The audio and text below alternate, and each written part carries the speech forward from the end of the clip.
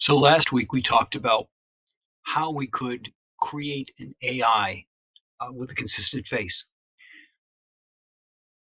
And you can get a lot of things done using your prompts. But let's talk about posing today. What can we get done in posing that takes us beyond having to put it into a prompt?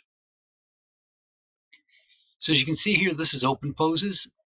They have several right here. If we click off the uh, filter at the top, you can see all the different poses that they have.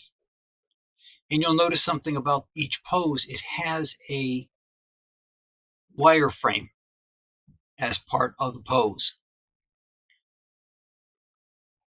If you want to do it yourself, there's tools like Pose My Art, which is posemy.art. And you can see that you can, by dragging on control points, you can change the shape of the figure so that you can create different looks for your character.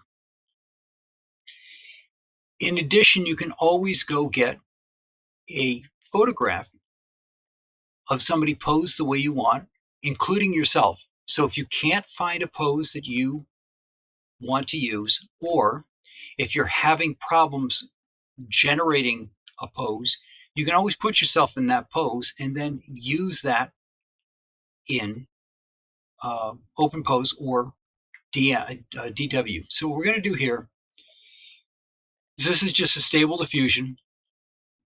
We're going on here to Control Net. We're going to say we're going to use it as an open pose is what it's going to convert the image. So as I said, you could use a person who's posed already. So I'll take one of my photographs here, bring it across, click Enable. You got your preprocessors down here. I'm going to go with DW Open Pose Full, which seems to give a better output for me. Now, one thing I want you to note when you're looking in here is there's different types in Open Pose. You can have it do with the face, but you can have it do the hands, face only, full, which is going to do everything. By doing everything, it's going to grab the face and the way the eyes are looking and everything else, and we'll see that in just a second. We're going to use the control pose adapter for this. Now I'm going to click this little starburst here, and in here it's going to process, and this is the wireframe like you saw up here that each of these has. This is the wireframe it's going to use, and you'll notice that it has all these little spots around where the face is going to be, the eyes, the nose, and the mouth. Make sure it's turned on. You can go down here as to whether the prompt's more important or the control net's more important, etc. I'm not going to play with the face or anything. We're just going to do the open pose, and I'm going to tell it to generate.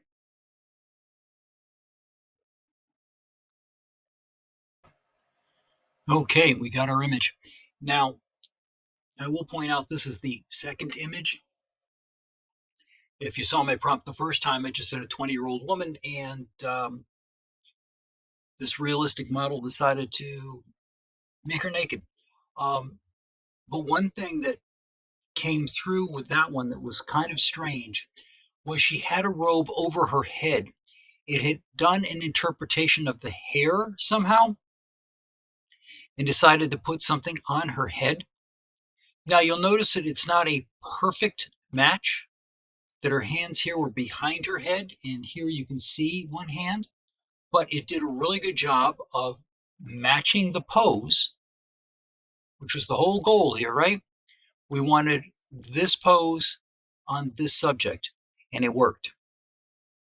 So getting back to the AI fitness model, you could go through and find particular poses or generate them, like this one has flexing, and use the pose that is here taking into account adding Roop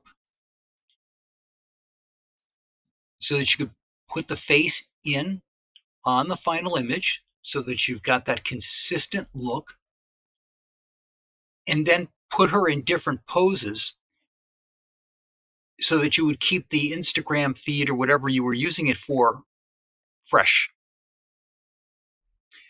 You could do poses, you could do backgrounds, you could do all kinds of things to make that a unique image and just go through and generate them. A couple of other ways to do it, if you haven't seen the software yet, there's Face Fusion, which is another tool where you would generate your images and then have Face Fusion put the face on after the fact. All right, so what we're doing here is all in one, right? We've got our prompt, so it's getting our new image. We've got our pose in here, and you could do multiple control nets. And down here, we would put the face. So using this Stable Diffusion, we would be able to put everything together in one and have it generate. Again, you could have this go to image, for example, and then do other manipulations after the fact,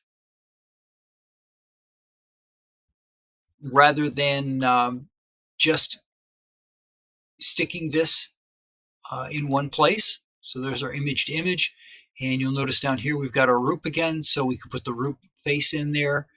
You could also try taking a image that you've got, so you could take your initial image of your fitness model and run a control net through on the image after image, and have it regenerate. So you have a lot of options there. In addition, if you use something like Comfy UI, you could put it in the chain of processing that it does.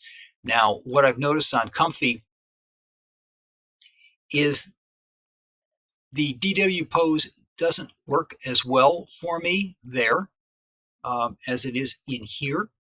And so I was still able to use Roop to change out the face, but the DW pose that I was trying to use wouldn't function. But I was able to get it to do the open pose. Now, what I've noticed with open pose is sometimes it does not do as good a job of sticking to the straw man, the stick figure that's made.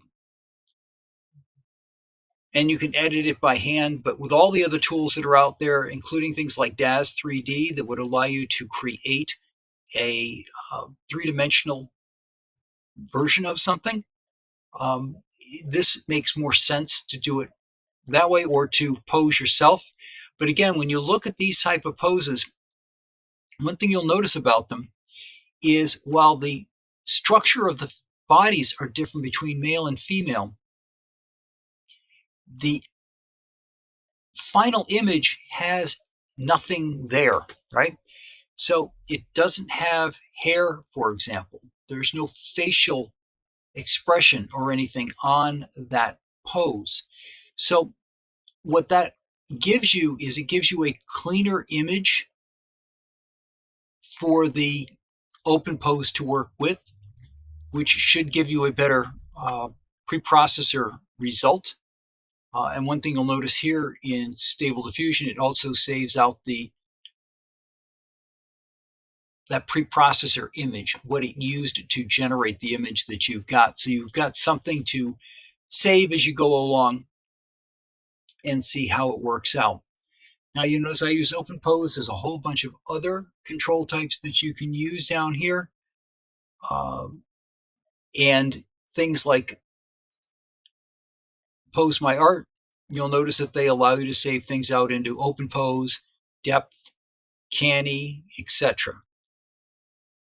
So it gives you something to play with and figure out what posing is going to be best for you. Is it going to be using a tool like this? Is it going to be just grabbing them off of this site called openposes.com? Are you going to do it better by posing yourself? or having somebody pose and taking a photograph of them and then using that photo in OpenPose, in Stable Diffusion or Comfy, to get that image to look the way you want it to. And then, of course, with the faces, you've got Roop either in Comfy UI or in Stable Diffusion, or using something like an after the fact tool like Face Fusion. So that's what I've got for you this week. This is how you can take your AI generated person that you created by going through and first creating a whole bunch of faces to get a face that you want to use, something unique and something that doesn't match anybody who's already in the public eye. Then taking that and mapping that onto your person. And then taking that person and posing them in ways that are basically, if you're using a fitness model, fitness related. Are they doing a pump? Are they just doing a bicep? What is it you want them to do? Using a combination of posing and prompting and Roop to get that face in there and to make up the image that you want to use for your series of images or memes or whatever you're going to use as your final product from it. That's how to get a consistent yet unique image available, just like they probably used for the AI fitness model. And I'll talk to you guys next week.